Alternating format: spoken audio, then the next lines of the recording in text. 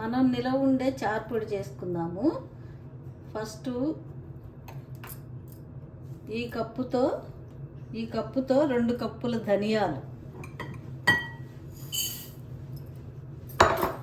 1 cup జీలకర్ర, 1 cup మెంతులు, 1/2 cup మిరియాలు,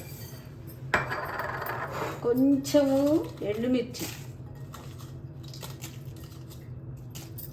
1 స్పూను ఇంగువ, 1 కప్పు కందిపప్పు. ఇవన్నీ కలిపి మిక్స్ చేసుకొని కొంచెం వేడి చేయాలి. ఇవన్నీ బాండీ పెట్టుకున్నాను. జస్ట్ 1 నిమిషం వేడిగా అయితే చాలు.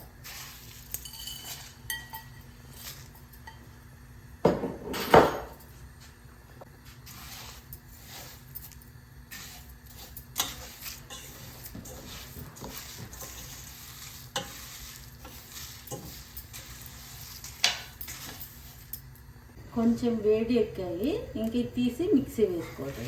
అంటే ఈ వేడి ఎందుకంటే పురుగు పట్టకుండా మనకి ఉంటుంది. ఎండలో కూడా పెట్టుకోవచ్చు, ఎండలో పెట్టుకొని కూడా చేసుకోవచ్చు వేడి చేసుకోకపోతే. కొంచెం చల్లారాక ఇలా మిక్సీలో వేసుకొని గ్రైండ్ చేసుకోవాలి మెత్తగా.